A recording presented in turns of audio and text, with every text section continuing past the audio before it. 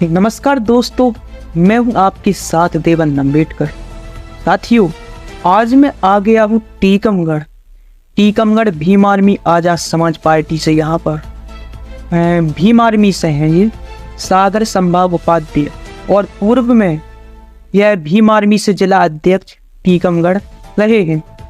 तो यहाँ पर संजू चौधरी जी हैं। तो संजू चौधरी जी, आपका स्वागत है रियल टीवी इन हिंदी में। तो सर, सबसे पहले बताइए कि आपका जो पारिवारिक बैकग्राउंड है, पारिवारिक बैकग्राउंड पर थोड़ी डिटेल्स दें हम। बहुत बहुत धन्यवाद देवेंद्र भाई आपका, आपके रियल टीवी चैनल का। आप जो हमारे टीकमगढ़ में आए, बहुत बहुत स्वागत। जैसे कि आपको पता है, बुंदेलखंड में ज़्यादातर परिवार मीडियम वर्ग के होते हैं, मीडियम फैमिली से। तो मेरे परिवार में मेरे पिताजी आर्मी से रिटायरमेंट हुए हैं जी, फौजी बैकग्राउंड है पूरा है।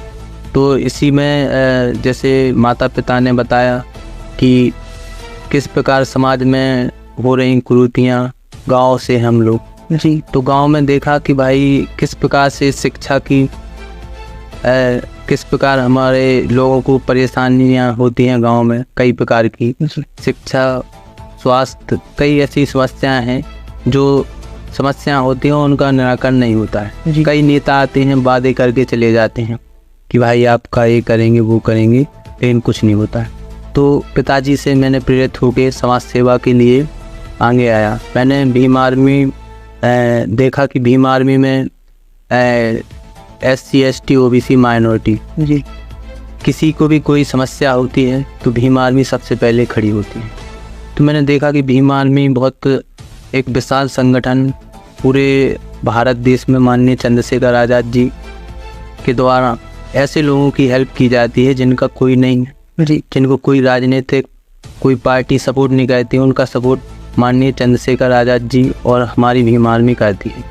तो मैंने भीम आर्मी ज्वाइन की और मुझे जिला अध्यक्ष बनाया गया जी। तब मैंने लोगों में गांव-गांव जाके देखा कि लोगों को किस प्रकार की समस्या है। लोग, कई ऐसे लोगों से परेशान हैं जहां राजनीतिक दबाव है, लोगों को दबाया जा रहा है जी। लोगों को कहीं भी बाहर दिल्ली, कई ऐसे क्षेत्रों में पलायन करते हैं मजदूरी के लिए। बेरोजगारी इतनी है कि लोग अपना घर परिवार छोड़ के बाहर जाते हैं और यहाँ पर बच्चों को छोड़ के जाते हैं। तो कई प्रकार की घटनाएं होती हैं। इसको देखते हुए मैंने सोचा कि कुछ ना कुछ किया जाए जी। और फिर मैंने देखा कि लोगों के साथ कई प्रकार के शोषण होते हैं जी, उनको कोई प्रशासनिक मदद नहीं मिलती है। कई शिक्षा की स्तर नहीं रहता इतना अच्छा कि उनको कोई सुझाव भी नहीं देता है। तो हम लोगों ने समस्त टीम भीम आर्मी ने उनके लिए हमेशा मदद की है और गांव-गांव जाके हर शोषित पीड़ित परिवार से मुलाकात की और उनका दुख दर्द बांटा जी।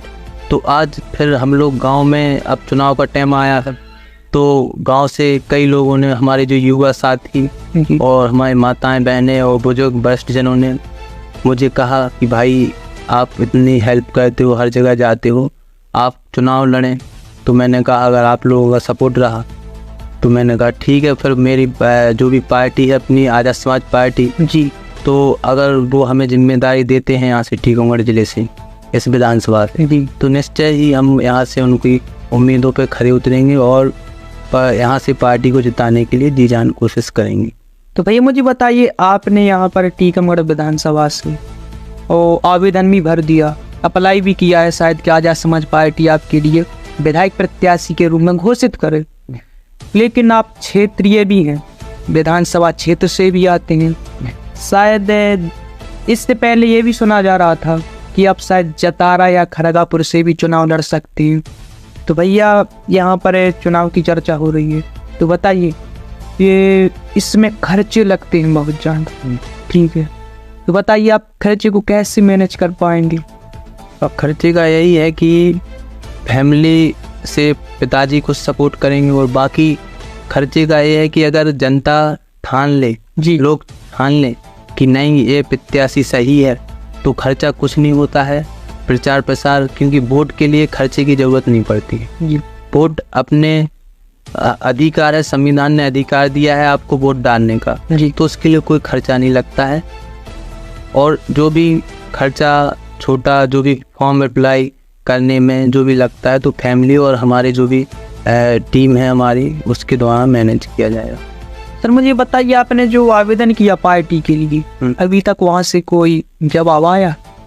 वहाँ से अभी चल रहा है नाम के लिए कि जो भी हमारे जतारा विधानसभा के कार्यकर्ता थे और हमारे खड़गापुर से, वो भी लगातार बोल रहे थे कि भैया आप जतारा विधानसभा से ऐसी सीट से लड़िए, और खड़गापुर से ही बोल रहे थे।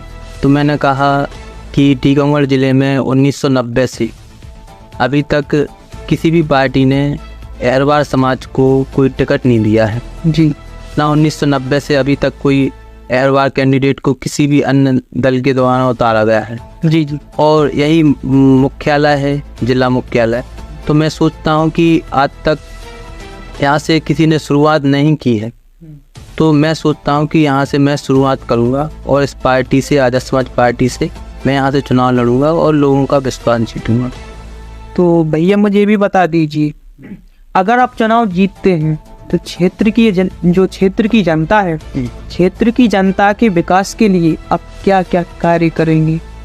क्षेत्र में सबसे पहले शिक्षा जी, क्योंकि यहाँ का शिक्षा का स्तर जो बहुत ही नीचा है, उसमें सुधार करेंगे। और बाकी जो हमारे यहाँ पे जो बेरोजगार, जिनको दिल्ली कई अन्य ऐसी जगहों पर जाना पड़ता है जहाँ यहाँ परिवार छोड़ के जाना पड़ता है, तो उसके लिए हम लोग रोजगार की व्यवस्था और साथ ही उस जो भी युवा साथी हैं जी, उनके लिए बेहतर से बेहतर सुविधाएं, पढ़ाई लिखाई, ऐसी कोचिंगें जो कंपटीशन लेवल की कोचिंग होती हैं जहां अधिकारी बनाए जाते हैं, हमारे टीकमगढ़ जिले में वो नहीं है। तो यहाँ पे वो विकास करेंगे। और कई नहरें और खेती किसानी के लिए यहाँ पर नहरों का भी बहुत, पानी की बहुत दिक्कत आती है जी।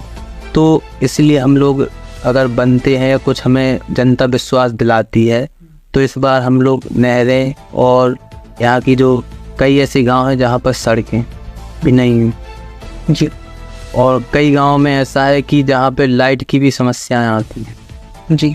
और कई ऐसे गांव जहाँ पे कई लोगों के द्वारा दबाया जाता है, शोषण किया जाता है जी, राजनीतिक, वो शोषण भी हम लोग बंद करेंगे। भैया जैसे यहाँ पर चुनाव से संबंधित चर्चा हो रही है, ठीक है, आपने बहुत कुछ बता दिया। तो भैया मुझे बताइए, आप अगर भविष्य में विधायक बनते हैं आजाद समाज पार्टी से, तो बताइए कि आपके लिए क्षेत्रीय जनता से क्या उम्मीद है कि आप विधायक बन सकते हैं? अभी तो आपने आवेदन भरा हुआ है, आवेदन के लिए अप्लाई किया है, क्या आपके लिए क्षेत्र की जनता से उम्मीद है कि हम विधायक जरूर बनेंगे? क्षेत्र की जनता से मुझे पूर्ण विश्वास है जी, उनके द्वारा मुझे विश्वास दिलाया गया।